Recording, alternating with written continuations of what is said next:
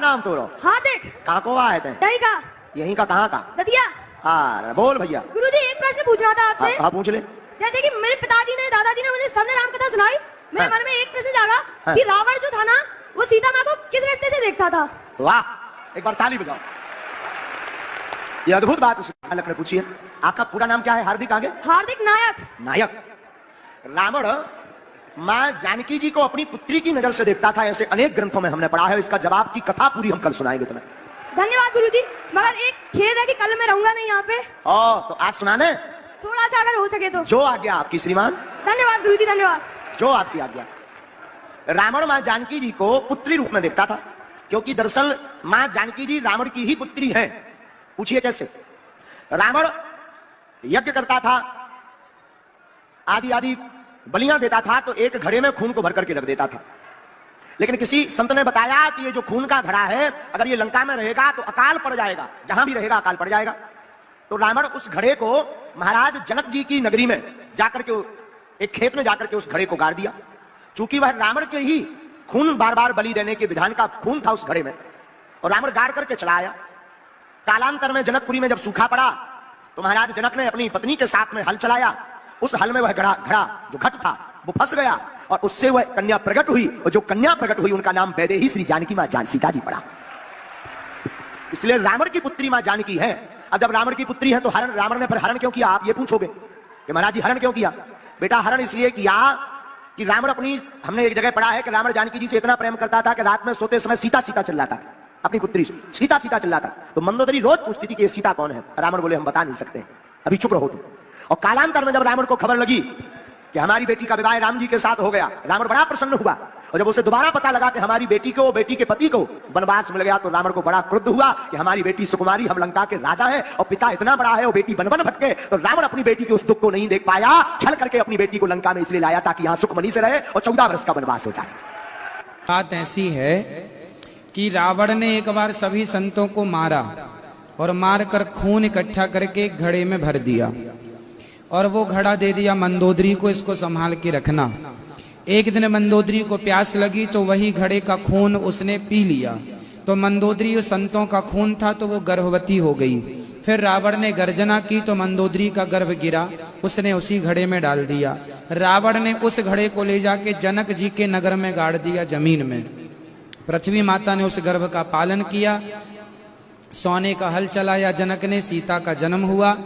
इस हिसाब से रावण की बेटी सीता है। अब आप कहेंगे कि जब बेटी सीता है, पूर्ण बेटी सीता नहीं है, और ये जो बात है ये परंपरागत कही जाती है, शास्त्रों में इसका कहीं प्रमाण नहीं है, ये मुंह बोली बात होती है, ठीक है। वैसे तो 10 दिशा को खोज हो रही थी, हनुमान जी पहुंच गए लंका में, और वहां जाकर देखा सीता जी मिल गई, पता लग गया कि सीता ये है, तो सारी वार्ता होगी। सीता जी ने कहा, हनुमान जी ने कहा माता मैं कुछ आहार करूंगा, भूख लगी है। सीता जी ने कहा भाई इस बाग में तो फल तोड़ के भी ना खाइए हनुमान, ना तो मेरी पिटाई हो जाएगी। नीचे कोई पड़ा हो ना वृक्ष टूट के, वो खा लिए मेरा भाई, मुझे भी इतना ही आदेश है, मैं तोड़ के नहीं खा सकती यहाँ से।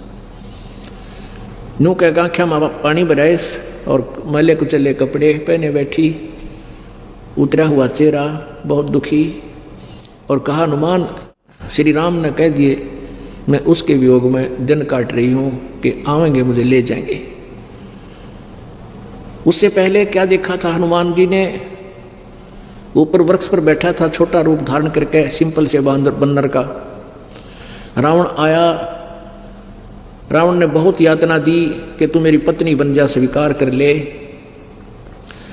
रावण को एक श्राप लगा हुआ था किसी देव का कि तू अगर किसी औरत से बलात्कार करेगा उसी दिन तेरी मृत्यु हो जाएगी, उसकी सहमति से करेगा तो तुझे, वो तो पाप तो था ही लेकिन तू मरेगा नहीं। तो इसलिए सीता को वो सहमत करना चाहता था, लेकिन सीता ने कहा कि रावण ये जान जा सकती है, इसको रामचंद्र के अतिरिक्त कोई छू नहीं सकता इस मेरे शरीर को। इस तरह की वार्ता सुन ली थी हनुमान जी ने। फिर रावण चला गया था कि तुझे समय देता हूँ, सोच ले।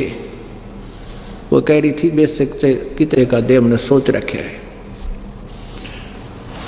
तब वो आके उसने कहा माँ, उसको पता लग गया कि तो बहुत तंग किया जा रही है की जा रही। तो माई ने तो ये कहा था भाई तल नीचे झटका कोई पड़ गया वृक्ष के नीचे फल खा लिए, तोड़ के मत खाना। हनुमान तो भाई सूरवीर था, उस पर ना देखा गया किसी ने कमे ऐसे दुखी कर रहे हैं।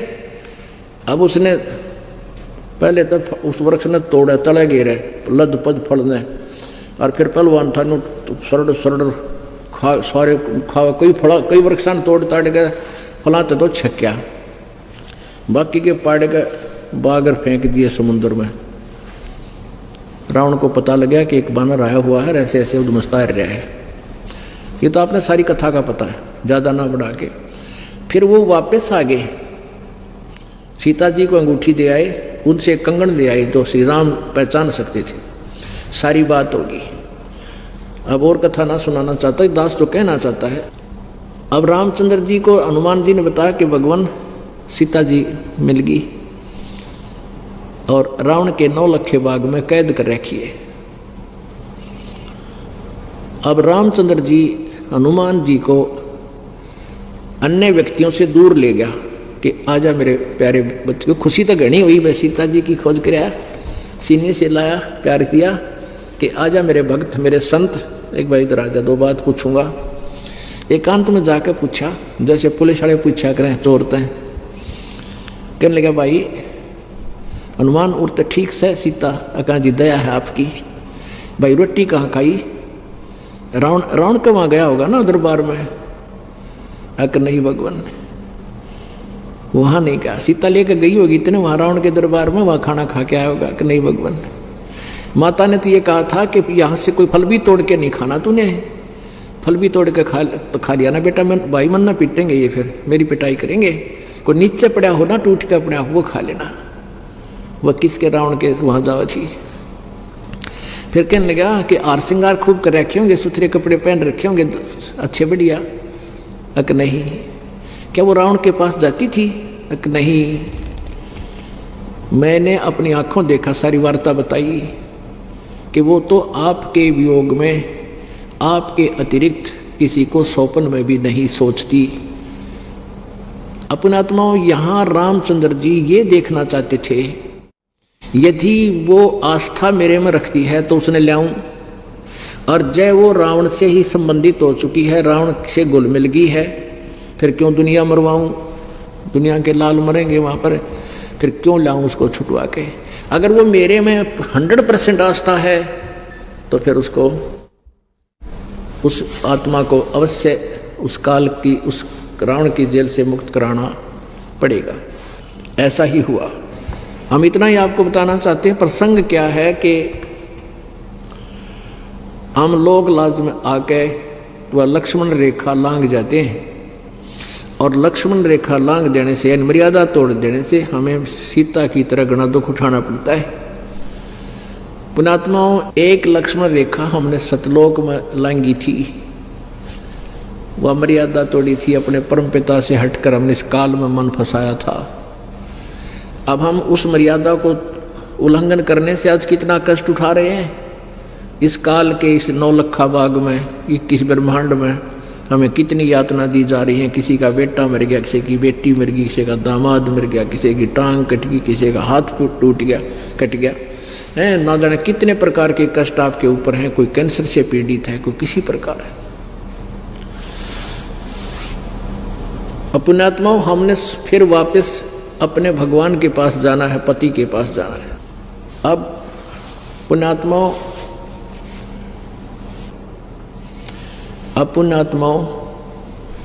हम यहाँ उस काल के लोक में फंस गया के, और अभी तक हम तो अज्ञानता, मालिक को पता है कि हम अज्ञानता से इनको अपना मालिक मान बैठे थे। अब पता लग गया कि ये हमारे स्वामी नहीं है, यहाँ हमारा वो पति नहीं है, ये हमारा पति सतलोक में है, और वो हमें तभी ले जाएगा जब हम उसके अंदर सीता की तरह आस्था कर लेंगे। हम पति भर्ता पद से गिरे थे, हम पुनः उसी सतिथि में आ जाएंगे जैसे हम काल में आस्था इतनी कर ली थी इस ज्योति निरंजन में, हम अपने मालिक से भी विमुख हो गए थे, एक नहीं मानी उनकी। इतनी प्रबल इसमें आस्था थी, इतनी ही प्रबल आस्था अब हमारी उस परम पिता में हो जाएगी, तब वो हमें यहां से लेकर जाएगा।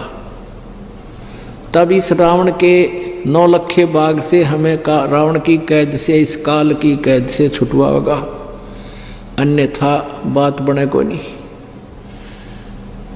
तो पुण्यात्माओं, परमात्मा कहते हैं, अभी आपने संतों की वाणी भी सुनी है कि जो पतिव्रता पति तैराती, आन पुरुष नहीं भावे, बसे पी हर में सुरत प्रीतम में, नो कोई ध्यान लगावे। जैसे एक पतिव्रता लड़की पत्नी सह परिवार में रहती है, ज्वाइंट फैमिली में, जेठ है, जेठानी है, देवर है, देवरानी है, ननंद है, सास है और ससुर है, तो उन सबका यथोचित आदर सत्कार करती है। लेकिन जो वो पूज्य अपने पति को ही मानती है, अपने पति के स्थान पर उसका किसी में भी स्थान नहीं हो सकता, तो औरों का सत्कार करना भी कर्तव्य है। उनको यथा जैसे जेठ को बड़े भाई के तुल, देवर को छोटे भाई के तुल, जेठानी दुरानी को यथावत, सास ससुर को माता पिता के तुल, ननंद को छोटी बड़ी को अपने हिसाब से, यानी सबका सत्कार प्यार से रहे।